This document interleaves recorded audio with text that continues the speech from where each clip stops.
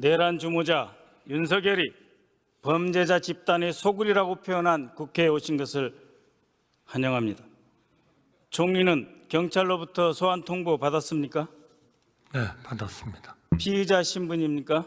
피의자 신분입니다. 출석하실 겁니까? 예, 저 수사 절차에 따르겠습니다. 방문 조사 받으실 겁니까? 수사 절차에 따르겠습니다. 아무것도 아직은 정해진 게 없는 것 같습니다.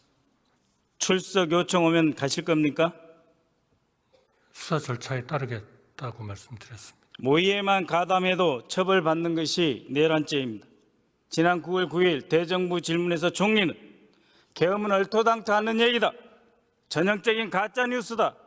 2번이나 집권했던 야당이 그런 생각한다면 국민이 분노할 거다 하셨죠. 당시 답변에 대해 어떻게 생각합니까? 그렇게 믿었고 그것이 이루어지지 않은 데 대해서 부끄럽습니다. 총리는 국무회의 부의장으로 헌법 제89조에 따라 국무회의를 소집하고 국방장관이 건의하는 계엄령에 대해 필요성, 대상, 범위, 기관 적어도 4가지 심의했어야 합니다. 국방장관의 사전 보고 받았습니까? 못 받았습니다. 국방장관이 국무회의 석상에서 계엄 필요성 정식으로 건의했습니까? 없었습니다. 어떤 심의를 했습니까? 아무런 심의도 하지 않았습니까? 네, 정식 심의는 없었습니다. 회의록 없지요? 없는 것으로 알고 있습니다. 회의록 없는 국무회의가 국무회의입니까? 네, 절차적 하자, 실질적 하자가 있습니다. 총리는 국무회의 직후 6분 뒤에 계엄 업무에 들어간 것입니다. 인정하십니까? 저는 그 부분에 대해서는 대통령 계엄 선포 이후 한 모든 행위는 계엄 임무에 종사한 것입니다. 인정하십니까? 계엄 업무는 군이 아마 받아서 한 거 아니겠습니까? 모든 내각이 다 계엄 업무에 종사하게 되어 있습니다. 비상계엄입니다. 헌법 제71조에 따라 대통령의 직무수행이 불가능해져 총리가 권한대행이 될 경우 권한대행이 계엄을 선포할 수 있습니까? 없습니까? 전 그 법적인 것은 잘 모르겠지만 대행이면은 해야 되지 않나 싶습니다. 그러나 권한 대행이라는 것은 항상 어떤 한계를 가지고 대개 관리를 중심으로 했다. 새로운 일을 벌리기보다는 저는 그렇게 알고 있습니다. 권한대행이 돼도 계엄 건의가 오면 하겠다는 뜻인데 아닙니다. 2017년 박근혜 탄핵정부 당시 기무사는 의원님 아닙니다. 잠깐만요. 현 시국 관련 대비 계획이라면서 비상계엄 선포 검토하고 67페이지가 넘는 계엄 세부 계획을 마련했습니다. 그때는 박근혜가 탄핵 중인 상태였습니다.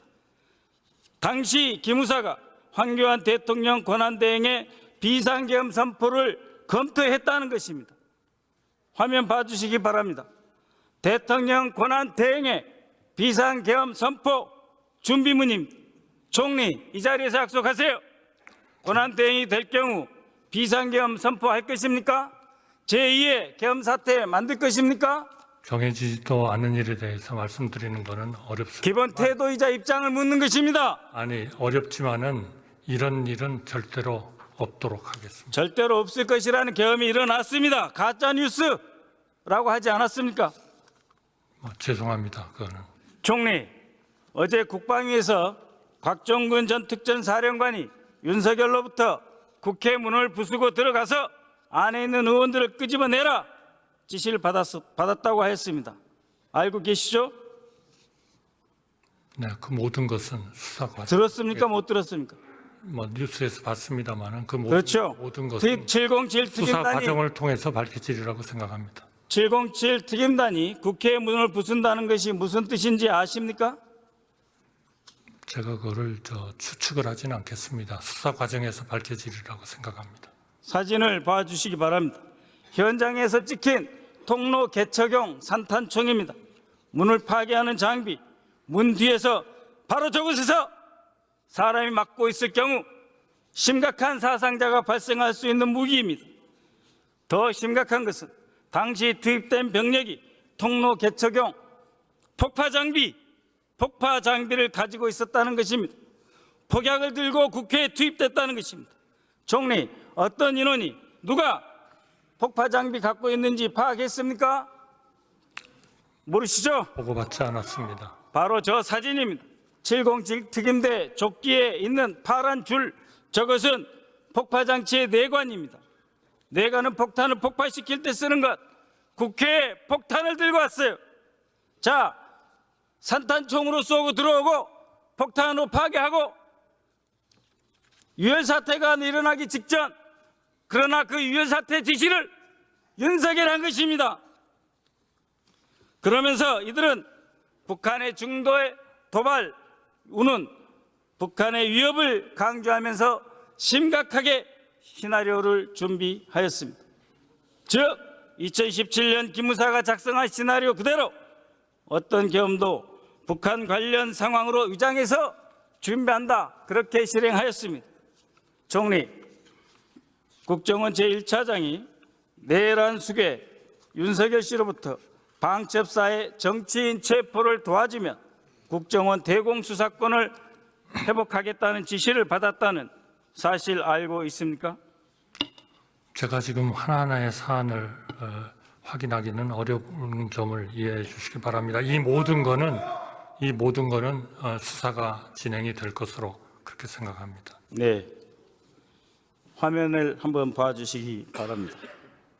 이 메모는 홍장훈 국정원 1차장이 윤석열의 전화를 받은 이후 여인영 전 방첩사령관과 작성하면서 만든 메모입니다.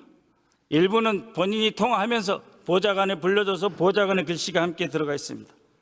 홍장훈 1차장은 내란 사건 당시 윤석열로부터 방첩사의 정치인 체포를 도와라 지시하였고, 그 지시를 받아 여인형과 통화했고, 여인형은 체포조로 나가 있는데 검거 대상 소재 파악이 안 된다, 위치 추적과 함께 검거 지원을 해달라 하는 요청을 받았다고 밝혔습니다.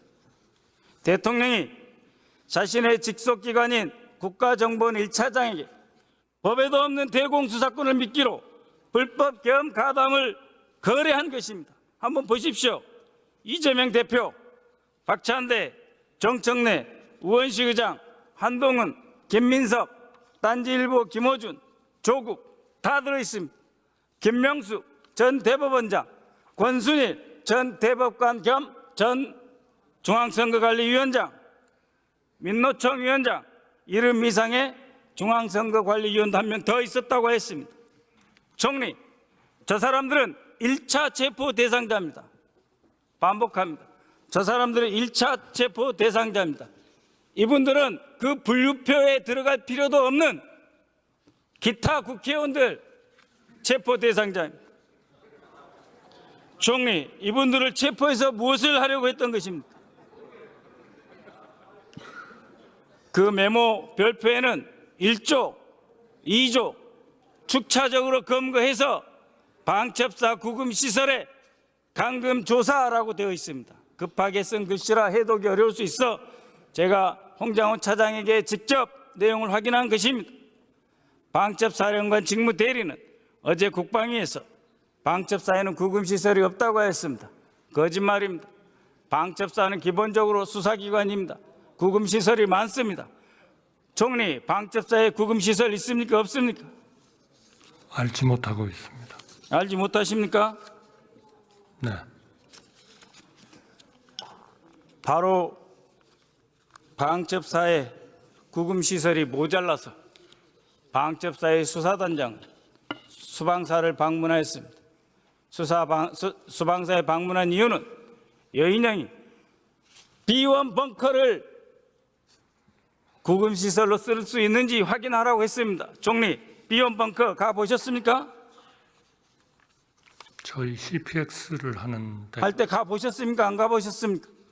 CPX 전쟁 지휘소입니다.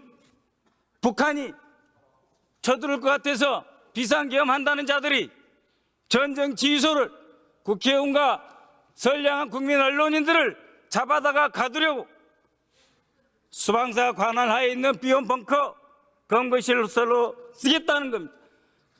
가보셨다 그랬죠? 비원벙커. 예. 트럭이 다니고 1년에 한 번씩 하는 트럭이 다니고 뒷차가 다니고 3천 명이 잘 수 있고 바로 그것을 구금시설로 쓰겠다는 거 아닙니까? 이 상황의 심각성 이해 가십니까? 네, 모든 건 수사 과정에서 밝혀질 것이라고. 네. 중앙선관위원장님 잠깐 뵐 수 있을까요? 나와 주십시오.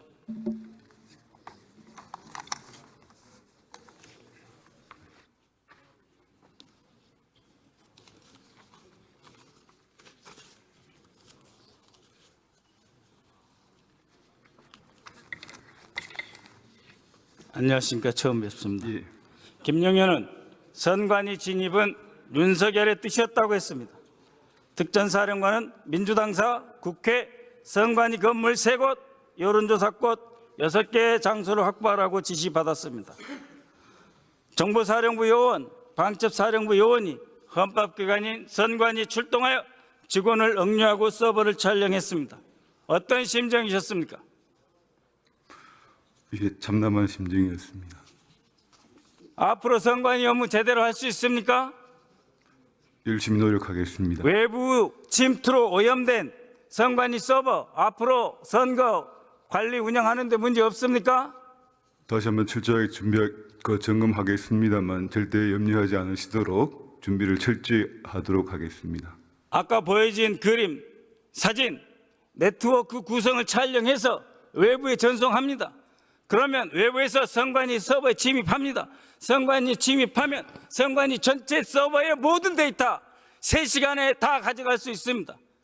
방첩사, 정보사 3시간 20분 중앙선거관리위원회 서버 억류하였습니다.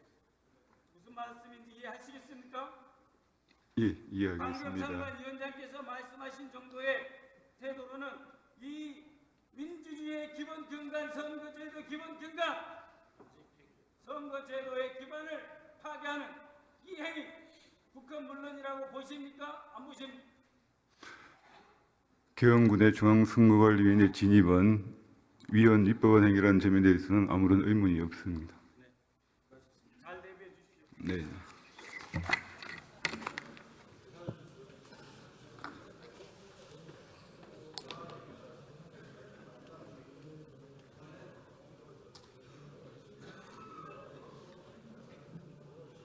존경하는 의장님, 존경하는 선배, 동료 의원 여러분, 저는 진실로 다시 말씀드립니다. 이 자리에 서서 현안질을 할 수 있는 게 꿈인지 생신지 공간이 아직도 가지 않습니다. 여러분들과 마찬가지로 저는 이 자리에 개헌 선포 대통령 발표 직전에 의원님 피하십시오. 비상경입니다라는 보좌관의 전화를 받고 제 개인 차량을 타고 목숨을 걸고 이곳으로 달려왔습니다.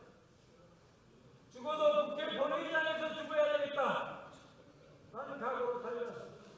다른 데서 죽으면 시체도 못 찾을 상황이기에 진심으로 목숨 걸고 달려왔습니다.